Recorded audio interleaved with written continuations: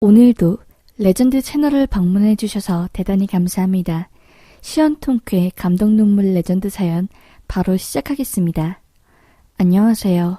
저는 평범한 가정을 이루고 있는 여자입니다. 저희 남편은 병원에서 산부인과 의사로 근무 중이고 저는 학생들을 가르치는 일을 하는 선생님이에요. 남편과는 지인을 통해 만났습니다. 만난 지 정말 짧은 시간에 아이를 가지게 돼 마음의 준비도 안 된 채 그렇게 혼전 임신으로 결혼을 하게 되었습니다. 짧은 연애에 갑작스러운 아이 소식에 정말 싸우기도 많이 싸웠어요. 이혼하자라는 말이 입 밖으로 나오는 걸 꼭꼭 눌러가며 살았습니다. 남편과 저는 성격이 정반대예요. 남편은 아무리 힘든 일이 있어도 절대 입 밖으로 꺼내지 않는 스타일입니다. 정말 말수도 없고 너무나 이성적이고 냉정한 사람이에요.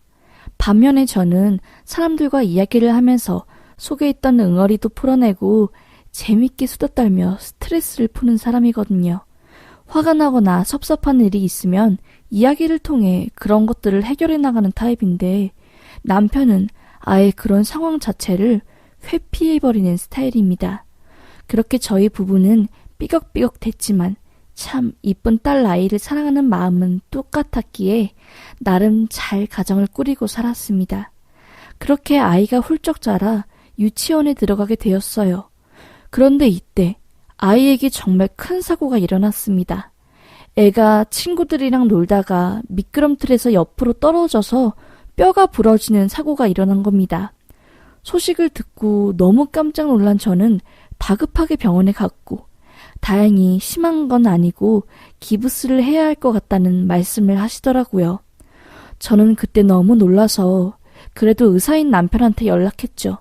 애가 다쳤으니까 좀 와서 봐줄 수 있냐고 라고 전화하니 남편은 화들짝 놀라서 얼마나 다친 거냐고 사고 난 거냐고 무슨 일이야 라고 묻더라고요. 저는 애 뼈가 부러져서 기부스를 해야 할 것 같은데 라고 말이 끝나자마자 갑자기 남편이 버럭 화를 내는 겁니다. 아니 여보, 그 정도는 여보가 알아서 병원 데려가서 할 수 있잖아. 나 오늘 오전 오후 전부 다 수술 예약 잡혀 있는 거 알면서 진짜 왜 이렇게 사람을 놀래켜. 애가 놀다가 다칠 수도 있는 거지. 왜 이렇게 오두방정이야? 나는 여보 목소리 듣자마자 무슨 애 교통사고로도 당한 줄 알았네. 아씨 진짜 오늘 컨디션 다 망쳤잖아. 됐어. 이따 집에서 봐. 아이씨 라고 하며 끊더라고요. 아니 그래도 크게 다친 건 아니지만 애가 그 높은 미끄럼틀에 떨어져 뼈가 부러졌는데 엄마 입장에서는 충분히 의사인 남편에게 전화해 잠깐 시간 낼 수 있냐고. 그게 아니더라도 애 다쳤다고 소식이라도 전해줄 수 있는 거잖아요. 남편의 그런 반응에 저는 남편에 대한 정이 뚝 떨어지더라고요. 아 정말 애 저 혼자 키우는 것도 아닌데 왜 그렇게 사람이 예민하고 터질 것 같은 풍선처럼 구는지 참고 참아왔던 게 터지더라고요. 그때 집에 가서 막 울고 남편한테 서운한 거 말하는데도 남편은 눈 하나 깜짝 안 하고 갑자기 왜 혼자 쇼를 해? 라고 말을 하며 안방으로 들어가더라고요. 저는 그때부터 남편과 완전한 냉전의 길로 들어섰습니다. 한 지붕 아래 사는 부부이지만 완전 쇼윈도 같은 부부였지요. 그냥 오롯이 아이를 위해 이혼만 하지 않았을 뿐이지 남보다 더 남 같은 부부였습니다. 아 참고로 오해하실까봐 말씀드리는 건데 저 남편이 의사라고 만난 거 아닙니다. 남편은 개원이도 아니었고 대출금 갚느라 저와 결혼할 때까지만 해도 모아놓은 돈이 하나도 없어서 저희 친정집에서 집이며 혼수며 다 해주셨고 지금도 제가 저 위에 쓰는 돈은 거의 제가 모아둔 돈이나 친정집에서 받은 돈으로 해결하고 있어요. 그러니까 제가 남편한테 금전적으로 부담을 주지 않는 상황인데도 저한테 저렇게 대한 거였어요. 그렇게 한 몇 년간을 저희는 말없는 부부로 살았습니다. 그러다 정말 있어서는 안 될 일이 터져버렸어요. 초등학교 고학년이 되어 학원을 다니는 딸이 학원 끝나고 친구와 분식집 갔다가 노래방 가고 싶다고 조금 늦게 들어갈 것 같다고 문자가 온 겁니다. 저는 알겠다고 9시까지는 집에 들어오라고 했지요. 그런데 애가 10시, 11시가 돼도 연락이 없고 집에 들어오지를 않는 겁니다. 저는 초조해져서 학원에 전화해 애 친구 번호를 알아내 전화를 했어요. 그런데 아이 친구도 전화를 받지 않더라고요. 친구 부모님께도 전화해보았지만 이미 딸 친구는 집에 들어와서 목욕하고 잠이 들었다고 8시 반쯤에 헤어진 걸로 알고 있다는 답변뿐이었어요. 저는 온갖 나쁜 생각이 들면서 경찰한테 전화하려고 하는 찰나 저에게 모르는 번호로 전화 한 통이 오는 겁니다. 혹시 땡땡땡 어머니 맞으시죠? 딸이 병원에 있는데 빨리 좀 와주세요. 라는 전화였어요. 청천벽력 같았습니다. 신발도 제대로 못 신고 급하게 택시를 잡고 간 병원 응급실에서는 도저히 믿지 못할 소식을 듣게 된 겁니다. 아이가 집으로 올 때 큰 길로 안 오고 조금 빨리 올 수 있는 지름길로 갔나 봐요. 그 길이 음침하고 사람도 잘 안 다니고 차만 쌩쌩 달리는 곳이라 그곳으로 다니지 말라고 그렇게 당부를 했는데도 그 길로 가다가 애가 차에 치였나 봅니다. 차에 치여서 붕 떠서 애가 날라가 크게 다쳤는데 119를 불러야 했는데 문제는 애를 친 차주가 술에 취한 상태였고 사태 파악을 못한 채로 애를 신고하지 않고 음주운전 상태로 도망을 가다가 가드를 박아 사고를 또 낸 겁니다. 사건 접수를 받고 온 경찰이 자동차 앞 범퍼랑 유리가 깨져 있고 핏자국이 있자 심상치 않음을 알고 그 주변을 수사하다가 도로 옆 숲으로 튕겨나간 딸 아이를 발견한 거였지요. 정말 신고만 해도 살 수 있었던 우리 아이가 그 차가운 바닥에서 숨통이 끊어져 간 거였습니다. 그 사실을 알고 정말 저는 응급실이 떠나가라 울고 그 자리에서 실신을 내 기억을 잃을 정도였어요. 가까스로 정신을 차린 저는 병원에서 그날 당직이었던 남편에게 전화를 했습니다. 그런데 이 사람이 하필 이럴 때 전화를 안 받더라고요. 수백 통을 했는데도 안 받자 남편이 근무하고 있는 병원 관계자한테 전화를 해 남편과의 연락을 닫고 그렇게 남편도 딸 아이의 상황을 알게 되고 허겁지겁 병원에 오게 되었어요. 정말 시부모님 돌아가실 때도 눈물 한 방울 안 흘렸던 남편이 짐승처럼 목을 놓고 엉엉 우는데 너무너무 가슴 아파 숨을 쉬기 힘들더라고요. 저희 부부는 그렇게 정말 너무나 힘들게 아이를 떠나보내야만 했습니다. 신기루 같았던 아이와의 추억은 가슴에 묻은 채 그렇게 생때 같았던 아이를 정말 보고만 있어도 벅차오르고 사랑했던 작디 작은 소중한 딸 아이를 허망하게 보내야 했지요. 저희 부부는 그렇게 딸 아이를 잃고 난 뒤 정말 말로 표현할 수 없는 그런 어둡고 차가운 분위기 속에서 하루하루를 살았습니다. 저는 너무 힘들어 심리상담을 병행했고 혼자 집에 있는 시간이 많아지자 나쁜 생각이 들어 가르치는 일을 다시 시작해 겨우 일에 의지하며 살았어요.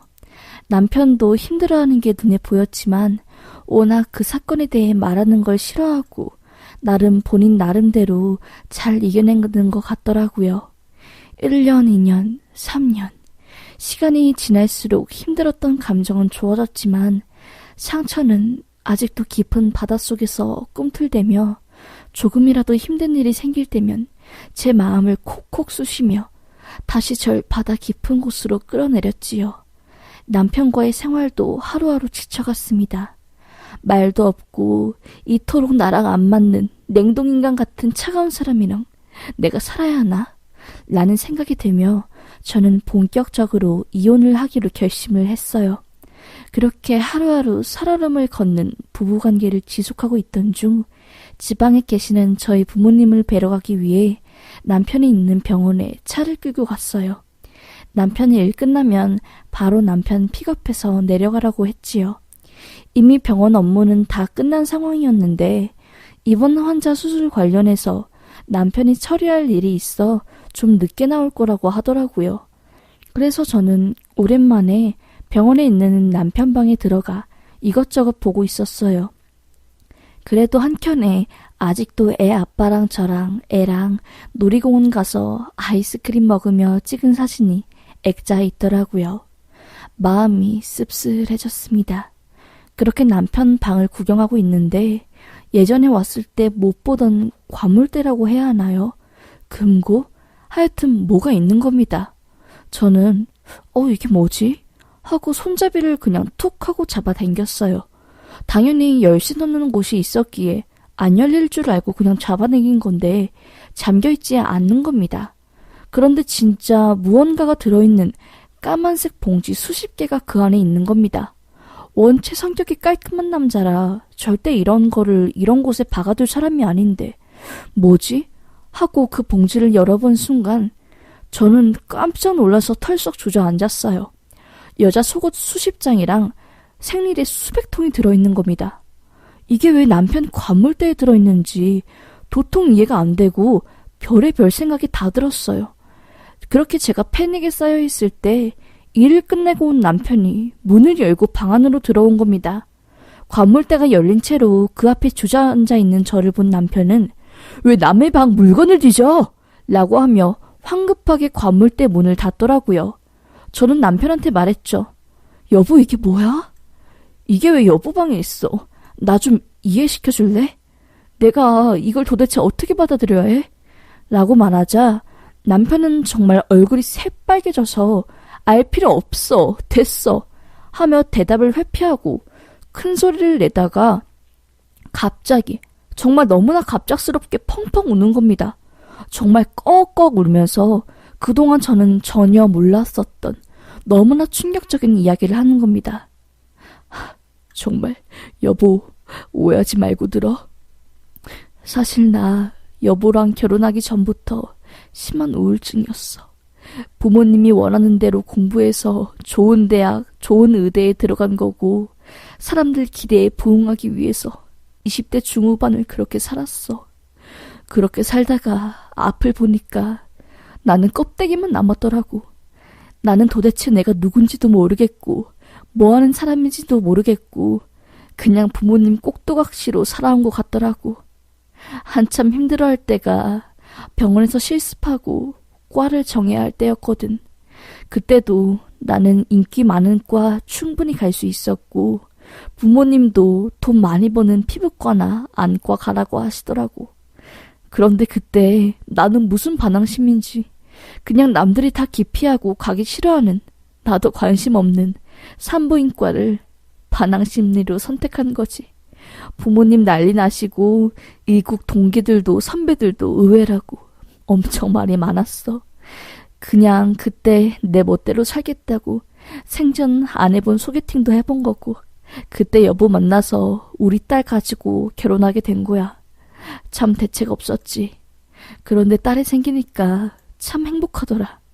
의미 없던 내 인생이 껍데기뿐이었던 내 인생이 꽉 찬 느낌이었어. 행복했어. 참 행복했어. 그런데 내가 병원을 하느라 예민해져 있고 이기적으로 나만 생각하느라 가정에 신경 못 쓰고 나중에 잘해줘야지 하다가 내 딸이 이렇게 허무하게 가버렸네. 그때부터 매일같이 꿈속에서 딸이 울고불고 하는 모습이 나오고 정말 힘들었어.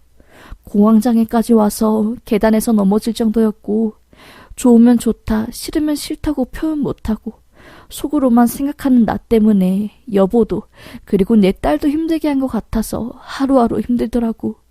정말 극단적인 생각도 했는데 그때 날 살려준 게 같은 과 선배랑 같이 간 봉사활동이었어. 격주로 내가 토요일날 봉사하고 오잖아.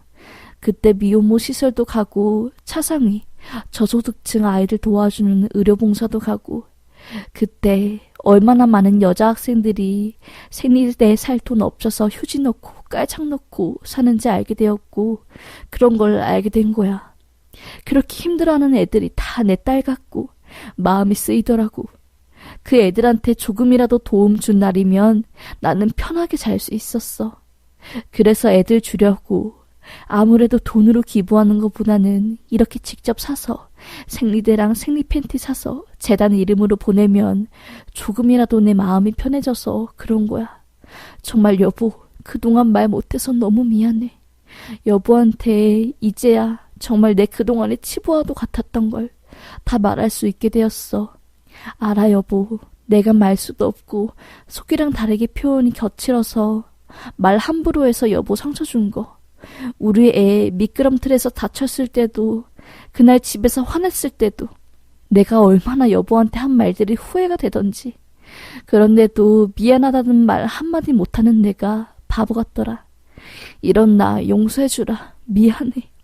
라고 하면서 정말 펑펑 우는 겁니다.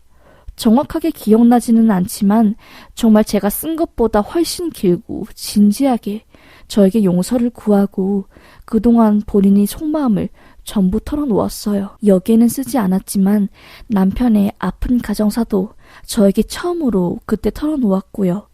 남편의 말을 들으니 얼마나 눈물이 쏟아지고 그동안 서로를 너무 모른 채 살아왔다는 생각이 들면서 정말 말이 안 나올 정도로 계속 목이 메이더라고요. 괜찮다고, 이해한다고, 한평생을 혼자 속으로 삭히며 살아왔으니 남에게 나의 감정을 표현하는 게 무엇보다 힘들었을 거라는 거 다 안다고 라고 하며 꽉 안아주었습니다. 저희 부부는 그렇게 한참 동안 껴안고 펑펑 울며 서로의 마음을 주고받고 딸 아이를 잃은 같은 슬픔을 위로해 주었어요. 정말 몇 년을 남남처럼 지냈던 저희 부부가 그날 그 속 깊은 이야기와 포옹으로 상처가 어루만져지더라고요. 너무 울어서 도저히 운전을 못할 것 같았던 저희 부부는 부모님께 다음날 일찍 출발한다고 이야기를 하고 집으로 가 그간 나누지 못했던 속마음을 나누었습니다. 정말로 꽝꽝 얼어붙었던 집안의 분위기가 조금씩 촛불이 하나씩 켜지며 따뜻해져가는 느낌을 받았어요. 왜 남편이 차갑게 저에게 행동하고 말을 했는지 저도 이해가 되고 하나둘씩 엉켰던 밧줄이 풀리는 것 같았습니다. 저희는 그렇게 딸 아이를 잃은 슬픔을 서로 보듬어주며 얼어붙었던 관계를 녹이며 다시 천천히 저희 관계를 다져나갔어요. 그렇게 같이 부부 상담도 받고 정신과도 다니며 이전과는 다르게 가깝고 애틋한 부부로 살게 되었습니다. 제가 실수로 연 남편의 관물대 안에 있던 비밀스러운 물건들이 이렇게 저희 부부를 가깝게 해줄 줄은 꿈에도 몰랐네요. 비록 딸은 하늘에 있지만 하늘에서 기다리고 있을 우리 딸을 위해 이승에서 열심히 최선을 다해 살고 떳떳한 부모로 다시 하늘에서 만나야겠지요. 딸을 다시 만날 그날까지 남편과 이미 있는 진땀을 흘리며 인생길을 같이 걸어나가려고 합니다. 감사합니다.